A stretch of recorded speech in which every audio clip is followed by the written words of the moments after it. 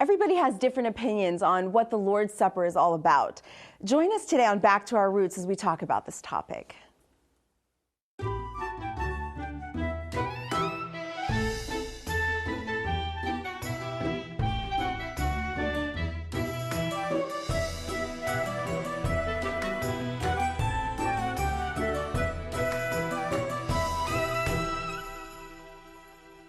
Welcome once again to Back to Our Roots. I'm your host, Pastor Alex Schussler, and my co-host, Rachel Hyman. And we want to welcome and thank you that you've joined us today. Our topic today, we're going to be speaking about the Lord's table. People also use the term communion when they're talking in terms. Rachel, I know we've shared some pretty interesting stories. What was your experience as a Jewish believer the first time you were introduced to that? Well, my mom actually converted to Catholicism when I was about 12 years old. Wow. When she remarried, yeah. And for the first time in my life, we visited a Catholic church. And I saw my mom open her mouth like this as the priest put this round white wafer in her mouth. And I remember participating with her because she pressured us into it, but feeling like I had absolutely no idea what I was doing, and everybody was just standing in line waiting for their wafer and calling this somehow the body of Christ somehow. And to be honest, I was really weirded out. I was really weirded out.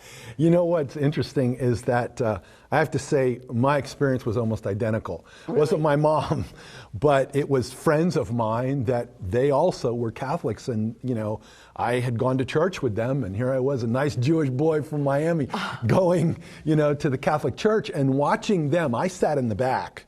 I didn't go forward. I sat in the back, and you were a good Jewish boy. Well, unlike me. I watched them take the wafer and drink and the whole body of Christ thing. I was so confused. It was weird, huh? What are they talking about? It's like this little, I know that, there's so many different ideas and concepts about the Lord's table, about communion, about its origins. What really is it? What does it mean? What can we draw from it? And we're going to be talking about that in great detail today. And we're going to especially take a look at the Passover. Okay. Because without really understanding the Passover, I don't think that we can fully understand what exactly happened, especially when we go back talking in the context of Jesus and the first Lord's table when he shared it with his disciples. So before we get too deep into the program, we want to invite our friend Alexander Bolitnikov, Dr. Alexander Bolitnikov. We call him Sasha, to join us. He is our, as we say, resident theologian. He brings a deeper meaning to each topic. Yeah, how you doing, buddy? Good to see you, Rachel. Good to see you, Alex. Good to see you, Sasha. So today, Sasha, we're talking about the Lord's table. And we're talking about the Lord's table and how it draws, without a doubt, its traditions from what is known as the Passover. So, Sasha, why don't we just jump into it? And we want to share what we understand and what we know about the Passover service to set the groundwork, because we're going to refer to this quite a bit through our talk today. One of the things that's important, I think, for us to understand is that the Jewish people are very based on tradition, that you can almost count on that the things that were done hundreds and hundreds of years ago are pretty much done even today. Maybe some differences, but the elements remain very much the same, right? Oh yeah. And we will see in our program, in our discussion, that indeed they were the same, at least in many ways, as we see them today in Judaism. And basically, first of all, we need to say that what is known as a Last Supper today, the story Jesus said with the disciples in the upper room, the Gospel of Matthew, chapter 26, clearly speaks and calls it a Passover. Yes. The disciples asked Jesus specific question, where shall we prepare a Passover for you? Right. What confuses many Christians is they look at the Passover described in the book of Exodus. Exactly. Where Passover is the lamb, so many Christians erroneously assume that disciples actually killed the lamb and they were having a sacrifice in the upper room. But, as we talked about in a previous program, we dealt with Passover in detail, and we opened up and explored the idea that Jesus was, in fact, that perfect lamb, that at the time when the lambs were being slaughtered, Jesus was dying on the cross for us. So what they're doing is what we would know as a Seder. Exactly. Okay, but it wasn't the slaughter of the lamb. Exactly. This has nothing to do with the temple Passover sacrifice. Exactly. So let's talk. Even though it was on the same exact time as the regular Passover, or was it a little earlier? It's a good question, Rachel. We have to see the progression. We're talking 14th of Nisan. On the 14th of Nisan, people of Israel had this last night with their belts on their clothes, with their shoes on, with the stuff. Now, we're talking in the context of the Exodus. Yes, that's okay. Well, what happens next, this is one-time event in history. What happens next, the book of Deuteronomy comes in. First, Deuteronomy 16 strictly forbids to kill any lamb in the house. Right.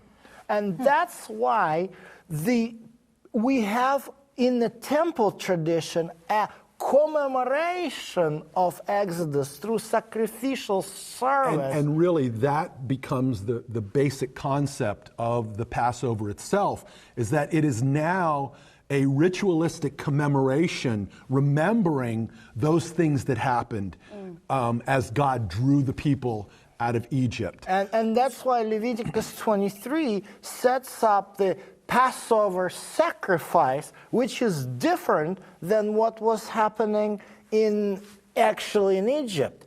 So, but as Alex pointed out, what Jesus and disciples did happened before, and basically a day ahead of the Passover sacrifice. In other words, it happened at the beginning of 14th of Nisan, while the Passover sacrifice at the temple is at the end of 14th of Nisan. So this, I may be stating the obvious, but remember that we're reckoning time from sundown to sundown. Exactly. That represents a day. Right. Not as we would in Western culture think it's when the sun comes up, that's the beginning of a day. So they were having the Seder when they were supposed to be having the Seder, and Jesus died when the lamb was supposed to be slain. Exactly, but that's what you mentioned, the Seder is just a commemorative ritualistic meal. Yeah, exactly. Not even ritual, but commemorative. Ritual was at the temple, that was... Yeah, but I think that we could say, because there were specific things that we need to talk about real quickly, that God commanded, that there were elements that the Jewish people needed to bring in, things that needed to be present. Oh yeah, absolutely. So let's talk about that a little bit, Sasha. So in the first century, I know that things were added later, but in the first century, what can we, for the most part, understand were the elements that were used in that ritualistic meal, what we know as the Seder? Yeah, exactly. What we see very specific, traditional, is usage of the wine. Okay, so there's the wine. There's also... Unfermented, of course. Well, some people would say that. That's another discussion. That's another discussion. For another program. Yeah, let's not discuss that part for now. And I don't think that that's the point at this point. So what other elements did we have, Sasha? We have the wine. We have the wine, and that's what sets it apart from Exodus 12, which never talks about the wine. So we have particularly 4 cups of wine, which are maybe like this. It's kind of a large cups. Okay. And we have some herbs. The bitter herbs, the unleavened bread known as matzah, and they had some sweet, today it's used, it's what's called haroset. I don't know how to explain it. It's basically apples and honey and nuts. And raisins, maybe? Yeah, mixed together in like a little...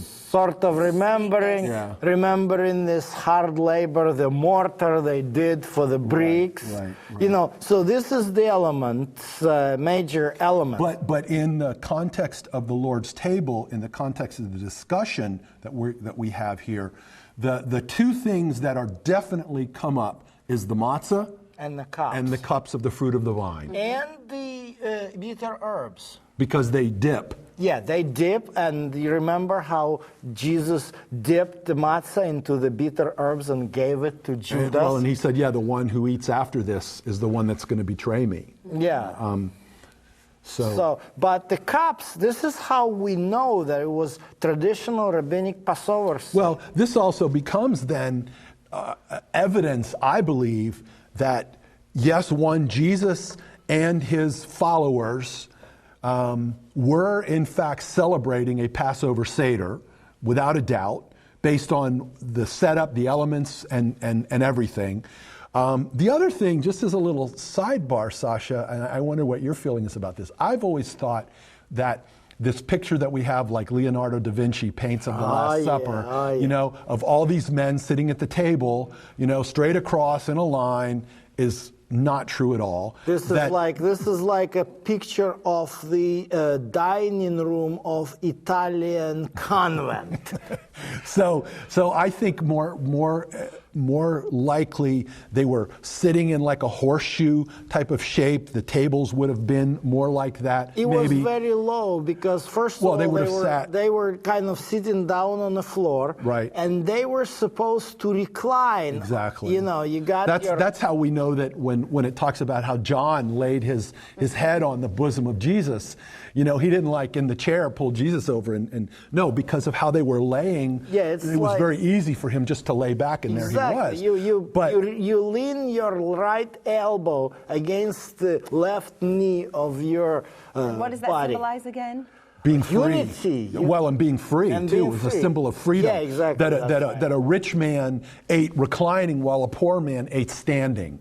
That's right. And the other thing is that I also think that there was way more than just the disciples there, because I think Jesus is acting as the leader of their family, their group, and Passover and the Seder meal is a family event. It centers on the children, teaching them, passing on the story of what happened. Yeah, so there would have been women and children Deuteronomy says in you the picture teach as well. it, you know, you teach it to your children. Teach it. When your child asks, and they even haven't, you know, which is part of the service today. Yeah. So we've already talked about the ritual based on Exodus chapter 12, and we've kind of brought it up to date. But let's really focus now on what exactly Jesus is doing, because we don't want to shortcut any of that. We want to be able to take our time. Yes, what we can see, there are 4 cups during the Passover Seder. Even today. Yeah, even today. And those come directly out of Exodus. Those are the promises that God made. Yes. The I will promises. They are based on Exodus 6. I will take you out of Egypt, I will make you my children, I will free you from the bondage. This is kind of based, it's more like maybe a homiletical base. Each cup symbolizes the act of God, the redemptive act of God during Exodus. And it's important that Jesus does it as Exodus, because we got to remember, especially in the Gospel of Matthew and Gospel of John, Jesus is viewed as this leader of a new spiritual exodus from the bondage of sin. And so what happens is we see Gospel of Luke. In the Gospel of Luke, chapter 22. So let me read this real quick. Gospel of Luke, chapter 22. I'm going to begin at verse 17. And he took the cup, he being Jesus. He took the cup, and when he had given thanks, he said, take this, divide it amongst yourselves, for I tell you that from now on I will not drink of the fruit of the vine until the kingdom of God comes.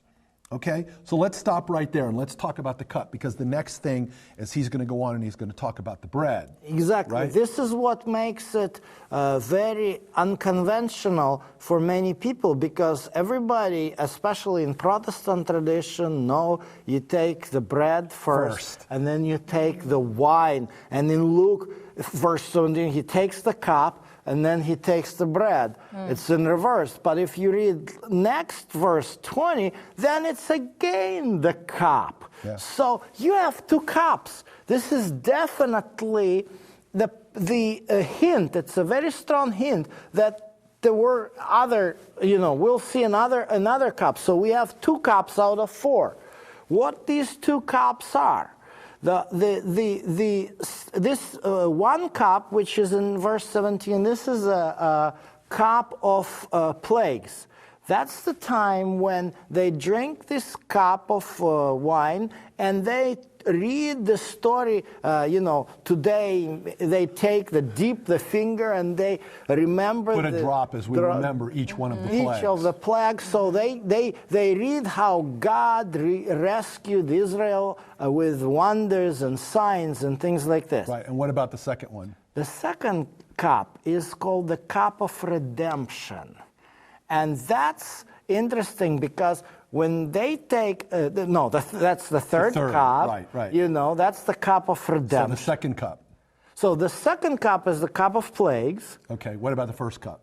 The first cup is called the cup of sanctification. Okay, so we're going to jump. Where are you getting all of that from? Is that like tradition? So this is it's drawn from Exodus chapter 6. Okay. And then it's rabbinic tradition applying the promises that God made to the Hebrews in the context of the Passover. And the Gospel of Luke and the Gospel of Matthew prove that was the case. Because what you have, if you go sequence, you read the cup of you drink the first cup. That's the sanctification. You read the prayer of blessing. You do the washing of the hands. And by the way, John 13 describes how everybody fights who's going to wash the hands of Jesus, because that's the best disciples. Mother of John and James want some of them close by. And Jesus said, nobody washes my hands. I'm going to wash everybody's feet. Right, which he takes on a whole nother thing. So that's the one thing he definitely uses and changes.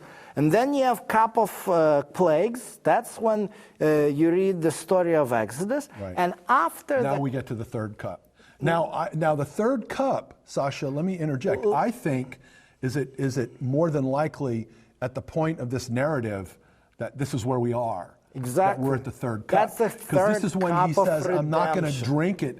And again, this is one of those things that so touches my heart, that here's Jesus saying, take this cup and drink it, but in the order of the service, this in fact is the cup of redemption. That's the cup of redemption, and that's the cup that represents his blood. But let's talk about the bread too. So Right, wait, well- do Jews today have that third cup, and to them does that signify redemption It as is well? still redemption. It is yeah. still redemption. Looking That's for so- the coming of the Messiah. Of the Messiah, exactly. So if we continue reading, it says, and then he took bread, and when he had given thanks, he broke it, gave it to them, saying, this is my body, which is given for you. Do this in remembrance of me. Now, one of the things also that I think most Christians miss out on is that, the little pieces of bread or wafers or whatever, unleavened bread that goes out, usually comes out in a tray and everyone takes a little piece. But what we're missing here is that Jesus would have taken this one piece of flat bread, okay, that he's saying, this represents my body. He would have broken that one piece, and I imagine him passing it to the left and passing it to the right, and each one of them breaking a piece off of the one. Right. Which really is way more symbolic of the idea that, look, this is my body that's going to be broken for you. And he doesn't say, this is my body. He said, do this in remembrance of me. And even Paul in Corinthians comes back and reiterates this, that whenever you eat or you drink, you remember the death of the Lord until he returns. And that's exactly the meaning of the communion. So remembering. It's a remembrance. So the Bible doesn't, or Jesus doesn't really say, I am in this bread. No. Well, what's important is the reason why they use the Seder is to show that there is no temple sacrificial symbolics in it. It's all symbolic. And if you go to Matthew, it's very interesting. Matthew 26, it says, it says there, Matthew 26.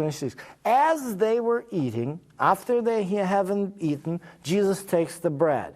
This is what happens at the Seder today. After there is a meal during the Seder, and then there is what's known as afikoman. Right, the last thing that you eat. Afikoman, it's a Greek word for dessert. Right. But they didn't have this cake and stuff like this. Back then, for them, dessert was aftertaste. Yeah. So they break this little bread, little matzah, and they eat it to create the aftertaste. Aftertaste is the good memory trigger. And so Jesus takes this afikoman and he says, that's my body. That's what has to be your aftertaste. That's what has to stay in your memory. The fact that I am dying for you. And of course, we have to also remember that in the Jewish tradition, there is a cup sitting on the table that nobody drinks. Right. And the Elijah, it's a long story, but to make it short, of course, Elijah didn't die. So Jews believe that Elijah may actually come and visit them. And even during the Passover Seder, I remember as a kid being asked to get up at one point in the Seder, in the meal, and go and open the door, and everyone waits for a moment to see if Elijah is going to come. But it is interesting that the coming of Elijah is described in the last book of the Old Testament, the Malachi. And it says that when Elijah comes, that's when the day of the Lord comes, awesome and fearful. And so nobody dared to drink that cup of Elijah because that's his. Of judgments, Yeah. And look what happens in Gethsemane. Mm-hmm. Jesus sweats with blood and he says, Lord, Father, may this cup pass over me. Notice that. May this cup pass over me. He uses the Passover. Really? Yeah, the word. But basically, save me like you saved them, or yeah. But then he says, "Not thy will. Let your will be done." I'm going to drink the cup of judgment upon myself. I don't want to drink that cup of judgment. I want that Passover me, but it's not happening. But that wasn't what he was brought to do. Now there's still one cup left, right? Because we've talked about 3 cups. Yeah, we talk about cup of sanctification, the cup of the plagues. After that, they eat the meal. After that, they eat the meal and afikomen. Then cup of redemption, which is the one he's saying, take this. That's the blood, and then the 4th cup. The 4th cup he doesn't drink, right? Yeah, but everybody else drinks. Everyone else, but he says, "I will not drink again with you." That's the cup of praise, right? Until I return. Awesome. Right? So we're going to drink that 4th cup with Jesus? So that's the one that he's looking forward to sharing with us when he comes in the clouds and comes to return. So, as you listen to this on today's program, I hope that this has inspired you and moved you. Rachel and I have a song to share, and we're going to go get ready, and Sasha's going to tell us about the song. Well, this is an interesting song from Psalm 22, and it's actually a prophetic psalm in which David portrays himself is portrayed as the suffering Messiah who is suffering the agonies of death, and that's one of the words, "In you our fathers trusted and were not ashamed."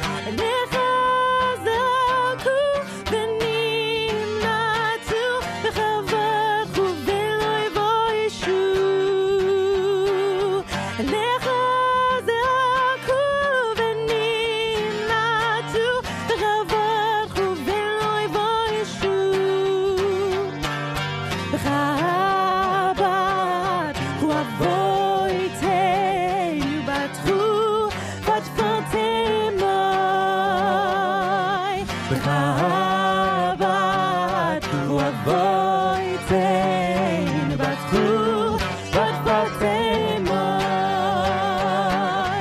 lechaz aku benim latu chavatu veloy voishu lechaz aku benim latu chavatu veloy voishu.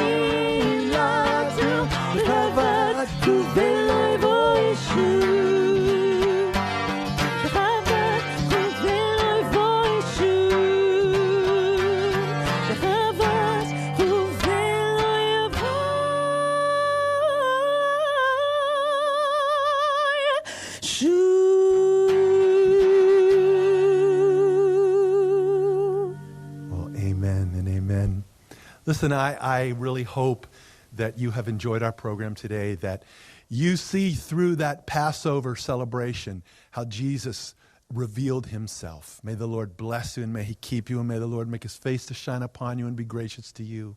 May the Lord lift his countenance upon you and bring you his peace. Thank you, and join us again on Back to Our Roots.